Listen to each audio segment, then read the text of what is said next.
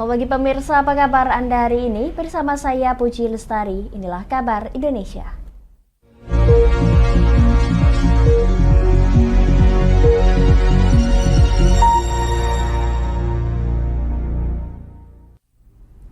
Pemirsa, Pengadilan Negeri Tindak Pidana Korupsi menunda sidang putusan kasus dugaan korupsi proyek infrastruktur Provinsi Papua dengan terdakwa Lukas NMB di Jakarta. Mantan Gubernur Papua tersebut tidak dapat hadir dalam persidangan dikarenakan masih dirawat usai terjatuh di kamar mandi dan mengalami pendarahan otak.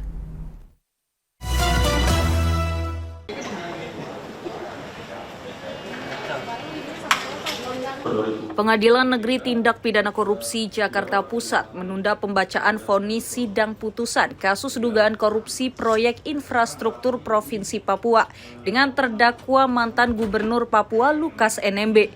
Sidang yang sedianya digelar Senin pagi 9 Oktober itu harus ditunda karena terdakwa tak hadir di persidangan. Terdakwa disebut masih dirawat di RSPAD akibat pendarahan otak setelah terjatuh di kamar mandi. Oleh karena itu, Majelis Hakim memberikan pembantaran atau penundaan penahanan bagi terdakwa karena alasan kesehatan. Sidang pada yang nyatakan selesai nanti akan dilanjutkan kembali, insya Allah tidak ada halangan pada hari Kamis, Pak ya. Hari Kamis untuk penundaan yang resminya untuk hari Kamis tanggal 19 Oktober 2023. Hampir berakhirnya masa pembantaran ya. Kami menunggu laporan dari saudara. Sidang dinyatakan selesai dan ditutup. Karena dokter yang jelaskan ke kami. Ini juga Sementara itu, kuasa hukum Lukas NMB Petrus Balapationa sempat memohon agar majelis hakim tetap membacakan putusan dengan alasan kemanusiaan. Iya. Karena begini ya, ini pertimbangan kemanusiaan memang dibacakan, bagusnya dibacakan. Tapi dari segi hukum acara tidak memungkinkan. Ini dua hal ya. Kalau dari segi undang-undang, pasal 196 KUHP, pembacaan putusan harus didengar oleh terdakwa. Itu undang-undang. Pembantaran bagi Lukas NMB berlaku hingga 19 Oktober 2023. Sebelumnya, Jaksa Penuntut Umum KPK menuntut pidana 10 tahun 6 bulan, denda sebesar 1 miliar rupiah, dan subsidiar kurungan selama 6 bulan kepada Lukas. Selain itu, Lukas NMB juga diwajibkan membayar uang pengganti sebesar kurang lebih 47 miliar rupiah. Pemirsa, Badan Meteorologi, Klimatologi dan Geofisika atau BMKG menyiagakan 5 pos koordinasi rekayasa cuaca menggunakan teknologi modifikasi cuaca atau TMC guna mencegah kebakaran hutan dan lahan atau karhutla. Kelima posko tersebut tersebar di Kalimantan Tengah, Kalimantan Selatan, Sumatera Selatan, dan Jambi.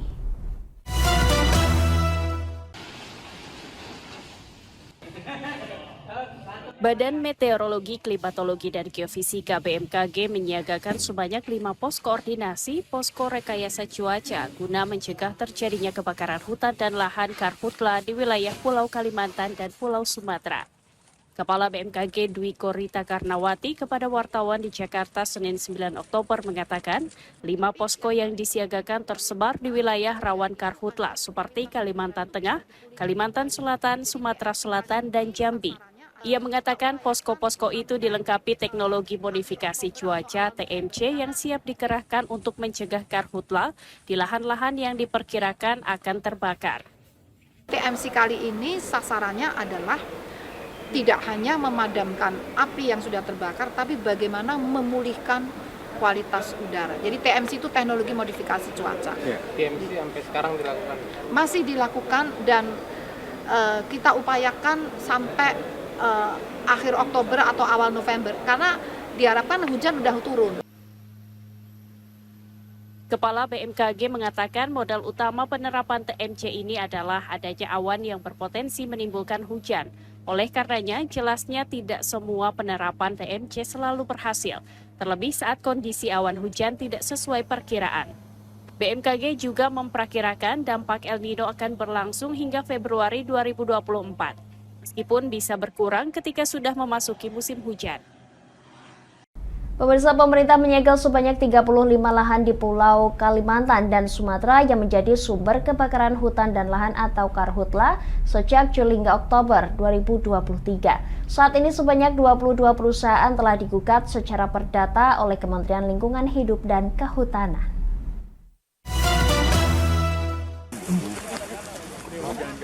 Pemerintah menyegel sebanyak 35 lahan sumber kebakaran hutan dan lahan karhutla milik sejumlah perusahaan yang tersebar di Pulau Kalimantan dan Sumatera. Penyegelan ini dimulai dari bulan Juli hingga Oktober 2023. Dalam konferensi pers yang digelar usai rapat koordinasi khusus tingkat menteri terkait peningkatan upaya penanggulangan karhutla di Jakarta Senin 9 Oktober, Menteri Koordinator Bidang Politik, Hukum, dan Keamanan Mahfud MD mengatakan penyegelan lahan ini adalah upaya untuk meningkatkan penegakan hukum dalam penanganan karhutla. Penegakan hukum juga semakin ditingkatkan. Misalnya saat ini sudah ada 35 jumlah area yang telah disegel sebagai langkah awal penegakan hukum dan sudah ada puluhan orang yang menjadi tersangka karena pembakaran lahan. Direktur Jenderal Penegakan Hukum Kementerian Lingkungan Hidup dan Kehutanan KLHK, Rasio Ridosani mengatakan, hingga saat ini ada 22 perusahaan yang diproses hukum. Sangat tegas kita lakukan. Sebelum-sebelumnya kan banyak juga kita lakukan bawakan ke pidana ya. Ada juga pimpinan perusahaan juga kita tersangka dan masuk ke penjara, kemudian juga ada kita lakukan gugatan perdata dengan jumlah yang sangat besar, ada 22 perusahaan kita gugat perdata. Ya. KLHK akan menindaklanjuti surat keputusan bersama Menteri LHK, Kapolri, dan Jaksa Agung untuk melakukan penegakan hukum terpadu yang ditargetkan rampung pada tahun ini. Dengan demikian, polisi dan jaksa akan bekerja sama sejak awal penanganan kasus agar proses penegakan hukum bisa berjalan lebih cepat. Pemirsa, kami akan kembali setelah jeda pariwara berikut ini. Tetap bersama kami di Kabar Indonesia.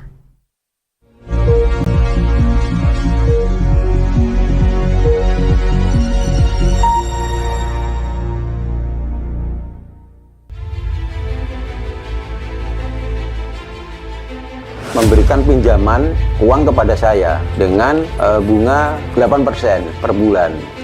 Membedah opini narasumber, menggali lebih dalam untuk mendapatkan perspektif baru yang lebih faktual. Masalahnya, nota perbaikan kapal itu semua ada di saya. Kenapa Tomo bisa menunjukkan? Demi mendapatkan informasi yang solutif dan terpercaya dalam Bedah Opini. Setiap Rabu jam 11 siang hanya di Lingkar TV.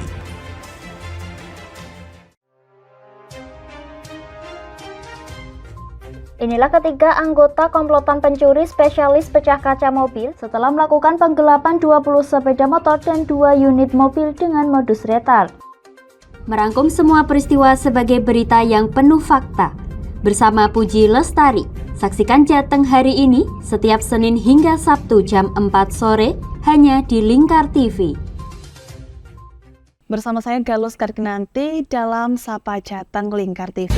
Melintas di daerah Sukolilo dikejar sama petugas bea cukai, ketangkap. Membahas dan menyuguhkan beragam potensi dari berbagai daerah di Jawa Tengah, ditemani narasumber-narasumber handal di bidangnya. Pencegahan dari awal mulai dari perilakunya, perilaku hidup bersih sehatnya juga harus dijaga seperti itu. Kami siap menyapa Anda dalam Sapa Jateng. Setiap Selasa jam 11 siang hanya di Lingkar TV.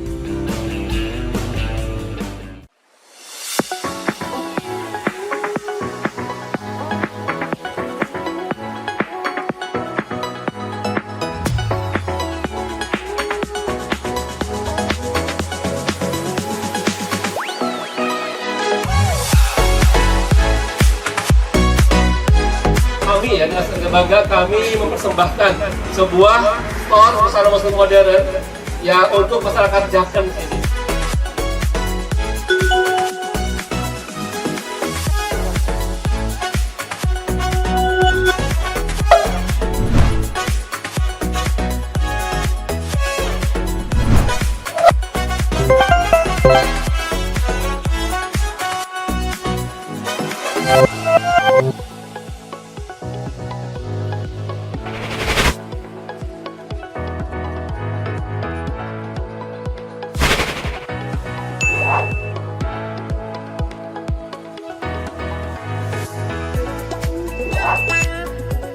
Assalamualaikum warahmatullahi wabarakatuh. Saya Dwi Mas Sony Pambudi dari Nibras Corporation mengucapkan selamat dan sukses atas grand opening Nibras House ke-607 yang berlokasi di Kecamatan Jaken, Kabupaten Pati. Mudah-mudahan dengan dibukanya Nibras House ini membawa manfaat yang seluas-luasnya untuk masyarakat Pati dan sekitarnya. Assalamualaikum warahmatullahi wabarakatuh.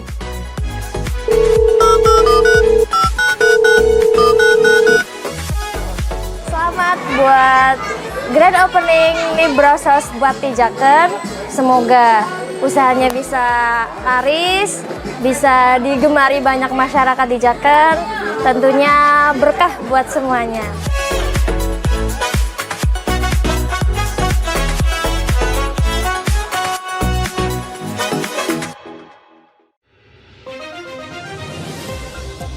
Modus kedua pelaku ini berpura-pura kehabisan bahan bakar kendaraan. Setelah pelaku dibantu, mereka kemudian melakukan kekerasan dan mengambil paksa sepeda motor korban. Saat tiba di lapangan terbang Okbab, rombongan langsung dihadang 5 orang yang mengaku sebagai anggota KKB.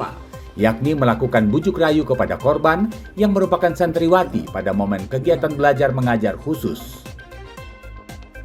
Menyajikan informasi-informasi hangat dan terpercaya bersama Kabar Indonesia, setiap Senin hingga Sabtu jam 7 pagi, hanya di Lingkar TV.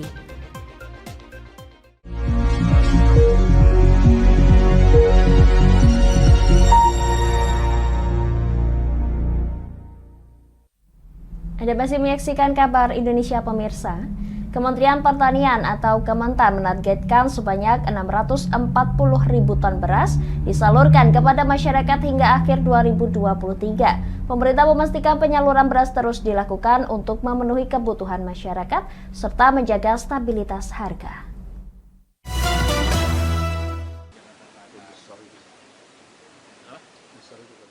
Kementerian Pertanian Kementan menargetkan sebanyak 640.000 ton beras disalurkan hingga akhir 2023 untuk memenuhi kebutuhan pangan masyarakat serta menjaga stabilitas harga.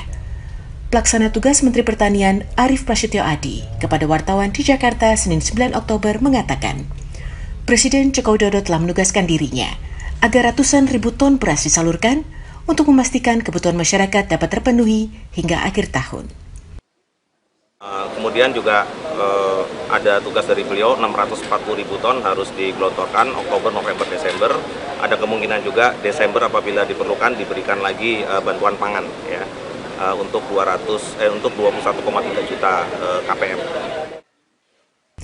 Arief mengatakan untuk memperkuat persediaan, pemerintah juga mengimpor sebanyak 2 juta ton beras yang dijadwalkan tiba paling lambat pada November mendatang. Selain itu, pemerintah juga telah menghitung kebutuhan beras hingga memasuki tahun 2024 dan akan menambah jumlah impor sebanyak 1,5 juta ton untuk stok cadangan beras pemerintah. Pemirsa, Palang Merah Indonesia atau PMI Kabupaten Jember, Jawa Timur dalam 2 bulan terakhir telah mendistribusikan ratusan ribu liter air bersih ke masyarakat yang mengalami krisis air di wilayah setempat. Hal itu disampaikan oleh Kepala Bidang Pelayanan Markas PMI Jember.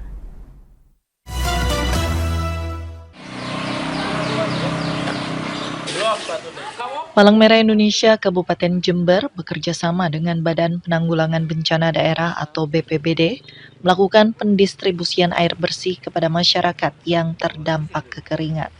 Hal itu dilakukan sebagai upaya membantu penanganan krisis air bersih dampak dari musim kemarau. Kepala Bidang Pelayanan Markas PMI Jember Senin 9 Oktober mengatakan, terhitung sejak 24 Agustus hingga saat ini, PMI Kabupaten Jember, Jawa Timur telah mendistribusikan sebanyak 260.000 liter air bersih kepada masyarakat di sejumlah titik di Kabupaten Jember. Antisipasi dari PMI Kabupaten Jember adalah tetap koordinasi dengan mengoptimalkan jejaring yang ada. Dengan kemampuan yang kita miliki, ya kita terbatas untuk dapat mengakomodir semua kebutuhan atau pemenuhan distribusi tersebut, sehingga kita mencoba melakukan seefektif dan seefisien mungkin untuk distribusinya. Agar dapat terus membantu masyarakat yang mengalami krisis air bersih, Palang Merah Indonesia Jember juga berupaya meningkatkan kemampuannya dengan menambah personil yang diterjunkan ke lapangan, di antaranya dengan menggandeng berbagai pihak termasuk swasta.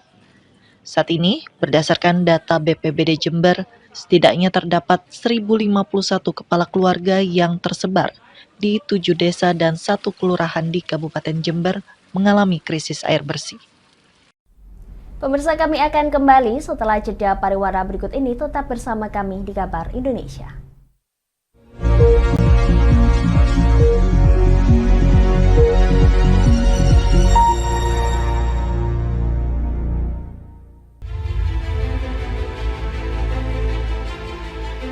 Memberikan pinjaman uang kepada saya dengan bunga 8% per bulan. Membedah opini narasumber, menggali lebih dalam untuk mendapatkan perspektif baru yang lebih faktual. Masalahnya, nota perbaikan kapal itu semua ada di saya. Kenapa Tomo bisa menunjukkan? Demi mendapatkan informasi yang solutif dan terpercaya dalam Bedah Opini. Setiap Rabu jam 11 siang hanya di Lingkar TV.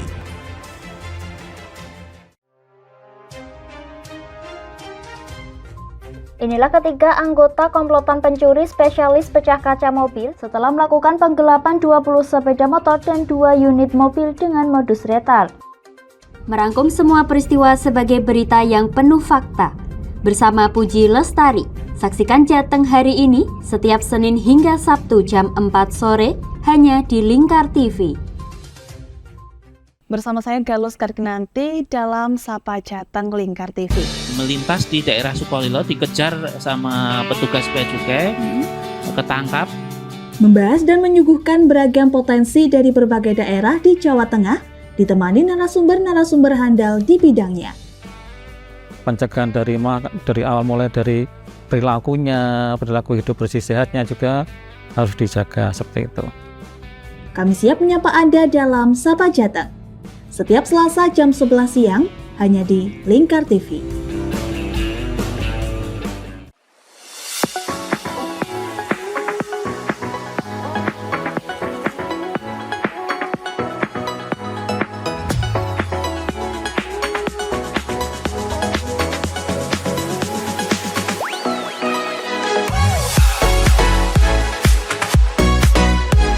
Kami dengan bangga kami mempersembahkan sebuah store busana muslim modern ya untuk masyarakat Jateng sini.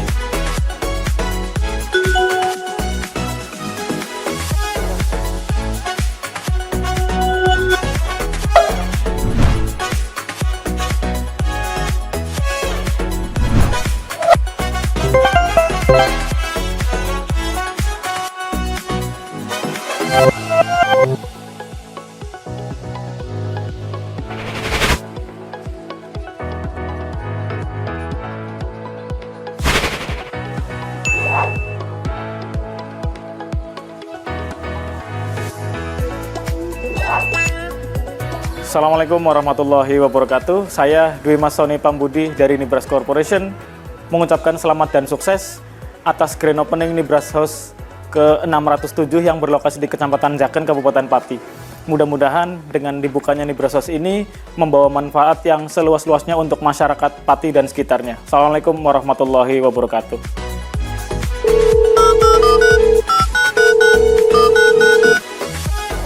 Selamat buat grand opening Nibras House buat di Jaken. Semoga usahanya bisa laris, bisa digemari banyak masyarakat di Jaken. Tentunya berkah buat semuanya.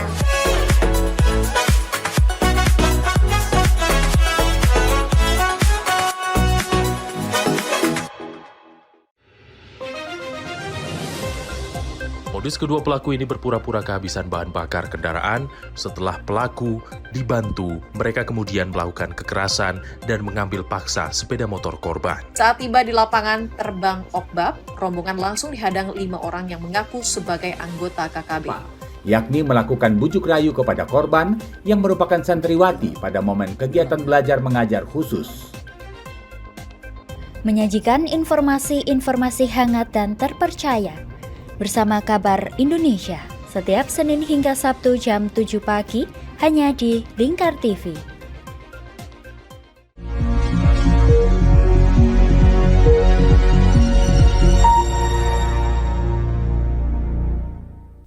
Pemirsa, Komite Olahraga Nasional Indonesia atau KONI menargetkan persiapan PON ke-11 rampung pada Agustus 2024. Persiapan itu terkait dengan lokasi yang akan menjadi tempat para atlet PON bertanding.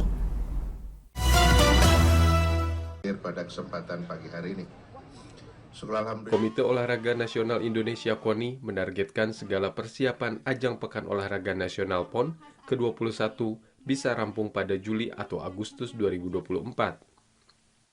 Wakil Ketua Umum KONI Suwarno di Istana Kepresidenan Jakarta Senin 9 Oktober menyebutkan, pemerintah provinsi bersama pemerintah pusat mulai gencar menyiapkan infrastruktur, termasuk pembangunan venue cabang olahraga hingga jaringan penyiaran atau broadcasting.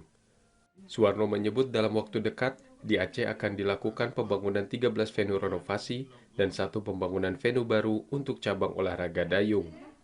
Beberapa usulan masih dalam pertimbangan kaitannya dengan kolam renang, kaitannya dengan lapangan tembak outdoor dan indoor, serta untuk 1 stadion untuk bulu tangkis yang ada di PD. Total akan ada 65 cabang olahraga dalam PON ke-21 tahun 2024 mendatang yang diselenggarakan di Provinsi Sumatera Utara dan Aceh. Pemirsa, kehadiran Balai Adat Tidung dan Budaya serta Museum Sejarah di Kota Tarakan nampaknya semakin menggugah daya tarik masyarakat Kalimantan Utara dalam mengenal suku Tidung. Sejumlah benda bersejarah, peninggalan asli hingga desain bangunan balai yang dibangun pada 2017 itu pun seakan merasakan potret kehidupan dari suku asli Kalimantan yang mengembangkan kerajaan Islam di Borneo tersebut.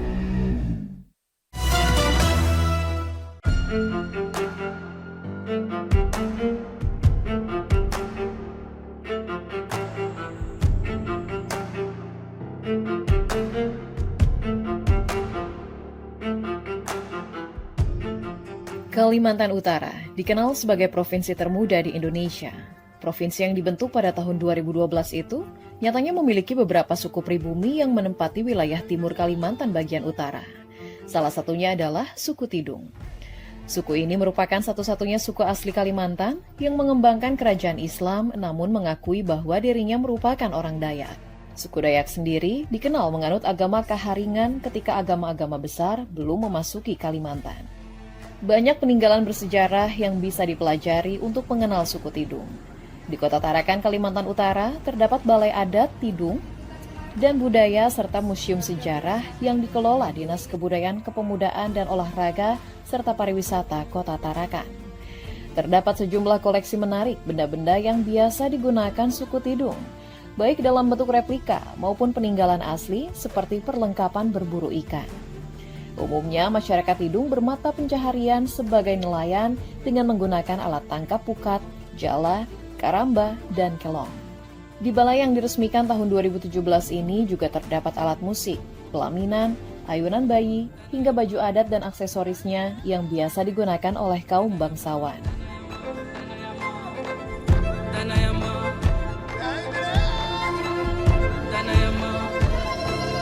Jadi Balai Adat Tidung ini dibangun atau diresmikan pada tahun 2017 oleh Wali Kota Tarakan periode tersebut.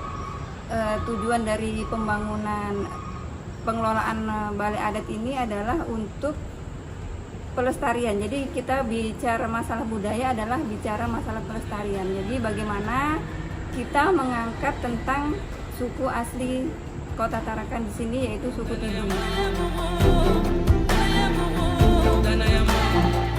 Konsep pembangunan balai tersebut mereferensikan arsitektur tradisional suku Tidung pesisir yang disebut dengan Baloi Mayo, atau diartikan sebagai istana. Baloi Mayo juga merupakan tempat tinggal Raja Tarakan pertama, yaitu Abdur Rasid bergelar Datu Raja Laut tahun 1557 hingga 1571. Tampak dari luar bangunan pun terdapat hiasan dinding yang menceritakan aktivitas sehari-hari masyarakat suku Tidung di masa lalu. Masih banyak sejarah lain yang bisa dipelajari dari museum ini. Karenanya balai ini pun dibuka setiap hari kecuali tanggal merah dengan biaya retribusi Rp5.000 untuk pengunjung lokal dan Rp15.000 untuk pengunjung dari luar Tarakan. Demikian kabar Indonesia pemirsa, nantikan kabar Indonesia selanjutnya hanya di Lingkar TV. Saya Puji Lestari pamit dari hadapan Anda, selamat melanjutkan aktivitas Anda. Selamat pagi dan sampai jumpa.